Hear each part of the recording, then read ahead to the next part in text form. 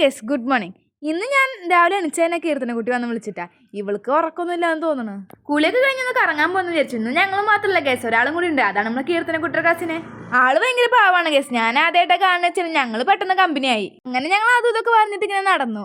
അങ്ങനെ വിശപ്പ് സഹിക്കാൻ പറ്റും ഞങ്ങൾ വേഗം ഒരു ഹോട്ടലിൽ കയറി. ഫുഡിന് വേണ്ടിയിട്ടുള്ള വെയിറ്റിംഗ് ആണ് ഗൈസ് നിങ്ങളിപ്പോൾ കാണുന്നത്. ഇവിടെ ഒരാൾ വെയിറ്റ് ചെയ്ത് ഇപ്പോൾ ഉറങ്ങുന്നു തോന്നുന്നു. അങ്ങനെ ഭക്ഷണം കഴിച്ചിട്ട് ഞാനും കീർത്തനക്കുട്ടിയും വീട്ടിൽ തിരിച്ചു. ചിക്കുവിന്റെ വീട്ടിലേക്കും പോയതിന്റെ ക്ഷീണമൊക്കെ മാറ്റാൻ വേണ്ടിട്ട് കുറച്ചേരം ഉറങ്ങി എണീറ്റ് കീർത്തനക്കുട്ടിയുടെ വീട്ടിൽ പോയപ്പോൾ അവിടെ ഉണ്ട് ഒരു മാങ്ങ എടുക്കണം. അപ്പൊ മാങ്ങ കഴിക്കാൻ വിചാരിച്ച് അങ്ങനെ ആ മാങ്ങനെ വെട്ടി നുറുക്കി കഷ്ണങ്ങളാക്കി ഞങ്ങൾ കഴിച്ചു. പിന്നെ ബോറടി ഇനിയിപ്പോ എന്താ ചെയ്യാന്ന് ആലോചിച്ചിരിക്കുമ്പോഴായിരുന്നു പാടത്ത് പോയിട്ട് പ്രകൃതി സൗന്ദര്യമൊക്കെ ഒന്ന് ആസ്വദിക്കാൻ വിചാരിച്ച്.